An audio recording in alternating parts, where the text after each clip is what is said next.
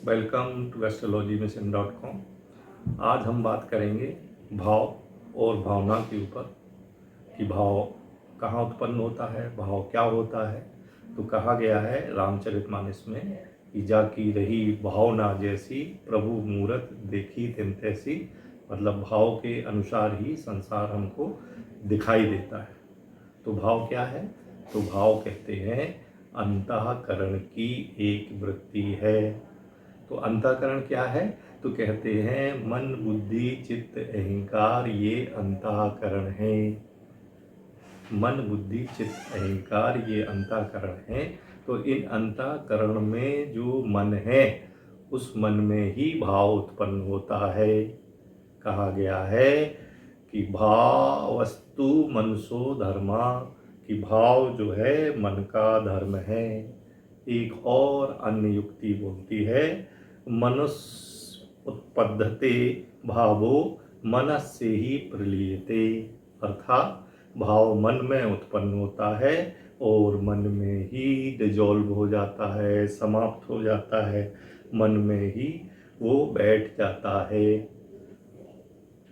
अच्छा, मन जो है दो प्रकार की दिशा में, भाव जो है दो डायरेक्शन में काम करता है। एक तरफ तो वो संसार की तरफ जाता है, तो जिसको हम भावना कहते हैं, और एक वो जो है सत्य की तरफ, मतलब ईश्वर की तरफ गमन करता है, वो भाव है।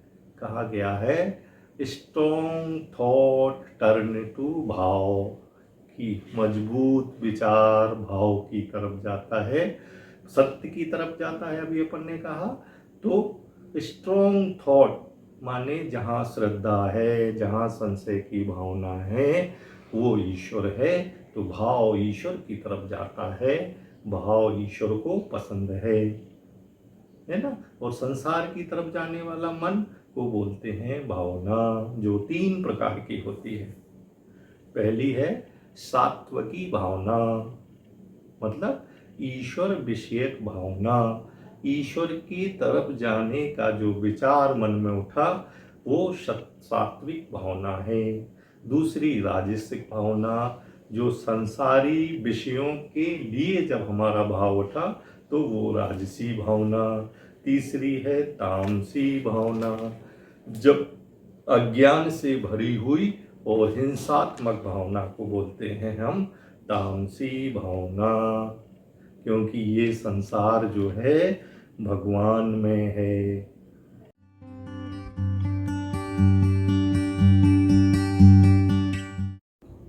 हम भाव को कैसे शुद्ध करें? तो कहते हैं भाव के लिए सत्संग करना चाहिए। सत्संग माने सज्जन पुरुषों का संग, महाजनों का संग, साधु स्वभाव वाले लोगों का संग। क्योंकि दुष्ट स्वभाव वाले मनुष्यों का संग करने से हमारा जो है चित्त खराब हो जाता है ना। और सत्संग के प्रभाव से दुष्ट मनुष्य भी उत्तम हो जाता है, और कुसंग के प्रभाव से अच्छा साधक पुरुष भी बुरा बन जाता है। तो भाव को शुद्ध सात्विक और ईश्वर विषयक बनाने के लिए हमें सत्संग करना चाहिए। सत्संग के लिए जो है करना कठिन नहीं है। दुष्ट पुरुषों का संग मिलना बहुत सरल है। लेकिन यहाँ एक आपको वो सलाह दी जाती है कि दुष्ट पुरुषों का संग ना करें, लेकिन उनसे हम घृणा और नफरत ना करें। क्योंकि यदि हम उनसे घृणा और नफरत करेंगे तो फिर हमारा अंतःकरण मलिन होगा और ये मानसिक पाप होगा। तो हम उस पाप के अधिकारी क्यों बने? तो हम कुसंग माने दुष्ट पुरुषों के संग की उपेक्षा करें, उनसे बचाव करें और सत्संग हम करें। तो कहते हैं कैसे सत्संग करें? और सत्संग का प्रभाव बहुत देर से होता है, जबकि कुसंग का प्रभाव तुरंत हो जाता है। तो यहाँ प्रश्न उठता है कि भाई जब सत्संग अच्छा संग है और इसका प्रभाव देर से क्यों होता है, तो उसके 5 कारण हैं। पहला कारण ये है कि उत्तम पुरुष जो है वो संसार में बहुत कम है। अच्छा, जो उत्तम पुरुष हैं तो दूसरे नंबर का कारण है कि वो हमें मिल जाए, ये बहुत कठिन है, ये बहुत दुर्लभ है। तीसरी बात, उत्तम पुरुष मिल जाए और उन पे हमारा प्रेम हो जाए और उन पे हमारी श्रद्धा भी हो जाए। मतलब श्रद्धा होना माने हमें उनके ऊपर कोई डाउट संशय ना रहे, उनसे प्रेम हो जाए, उनसे श्रद्धा हो जाए, ये बात होना भी कठिन है। तो चौथी बात है कि हमारी श्रद्धा की कमी। तो हम में श्रद्धा की कमी क्यों है?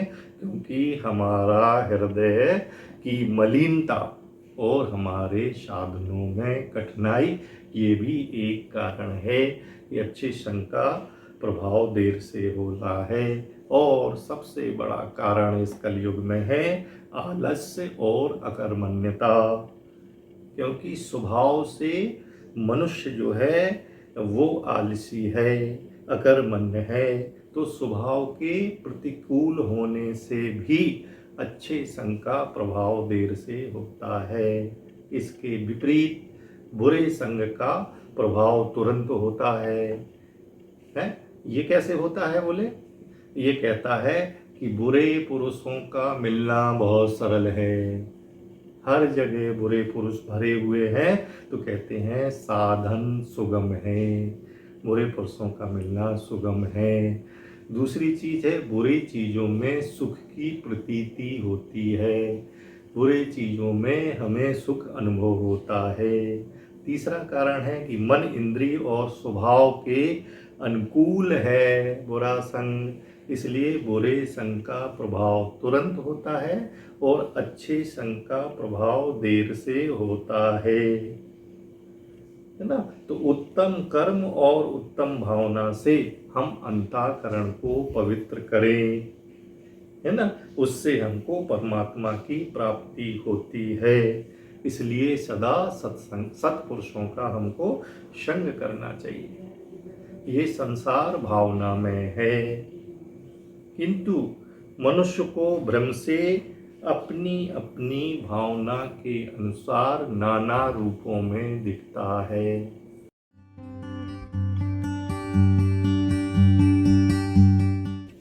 भाव और स्वभाव। स्व माने अपना और स्व माने आत्मा। तो स्वभाव माने अपना भाव या स्वभाव माने आत्मा का भाव। तो वो आत्मा जो एब्सोल्यूट है और वो आत्मा जो जीव की आत्मा है। जब जीव की आत्मा की बात करते हैं तो उसको बोलते हैं स्वभाव माने अपना भाव, और जब हम प्योर आत्मा या परमात्मा की बात करते हैं उस स्वभाव का मतलब है आत्मा का भाव। ये कैसे होता है कि स्वभाव के अनुसार भावना, है ना, आपका भाव किस तरफ बह रहा है। तो इसको जब स्वभाव का बहना भावना है तो स्वभाव के अनुसार भावना और भावना के अनुसार इच्छा, इच्छा के अनुसार कर्म और कर्मों के संस्कार से फिर भावना और स्वभाव के अनुसार पुनः भावना। ये क्रम चलता रहता है कि स्वभाव से भावना, भावना से इच्छा, इच्छा से कर्म, कर्मों के संस्कार से स्वभाव और स्वभाव के अनुसार पुनः भावना। ये क्रम चलता रहता है। तो ये संसार हमारे भावना के अनुसार दिखता है। जैसे कि आप कल्पना करें, एक महान पुरुष कहीं विराजमान हैं, बैठे हैं। अब उनको चारों तरफ से देखने वाले लोगों में से एक आदमी बोलता है कि ये महात्मा है, ये महान आत्मा है, जबकि दूसरा आदमी बोलता है कि ये तो अभिमानी है। तीसरा आदमी बोलता है ये बहुत लोभी है ना। और पांचवा आदमी उसी महापुरुष को बोलता है ये पाखंडी है। यदि आप उस भीड़ में खड़े हैं तो आप उसको क्या देखते हैं या आपको उसमें क्या दिखता है, ये आपकी भावना पे निर्भर है कि आपका भाव कितना पवित्र है, कितना कलुषित है ना, आपका स्वभाव क्या है। इसी प्रकार एक और उदाहरण लेते हैं कि यदि कहीं पर सुंदर स्त्री खड़ी है और उसके चारों तरफ से देखने वाले जो प्राणी हैं, माना कि उस सुंदरी को कोई शेर देखता है, तो शेर को उनकी सुंदरता से, उनकी रमणीयता से कोई मतलब नहीं है। शेर के मन में तो उसके लिए ये सुंदरी एक अच्छा भोजन है। यदि उसी पुरुष को यदि कोई जवान आदमी देखता है या खराब स्वभाव वाला देखता है तो उसको उस रमणी की सुंदरता दिखती है, तो उसकी भावना लोलुपता होती है। उसी सुंदर स्त्री को यदि बुरक पुरुष देखता है तो कहता है हस्ट, ये इन सब चीज़ों से मुझे क्या काम है। अगर उसी सुंदरी स्त्री को कोई बच्चा देखता है तो कहते हैं ये मेरी माता है, ये मुझे भोजन देती है। और यदि उसी सुंदरी स्त्री को ज्ञानी पुरुष देखता है तो वो कहता है कि इसके अंदर भी वही भगवान है जो मेरे अंदर है, तो इसके अंदर विराजित भगवान को वो नमस्कार करता है। इसलिए कहा गया है कि ये संसार भावना में है, जिसकी रही भावना जैसी, प्रभु मूरत देखी तिन तैसी। नमस्कार।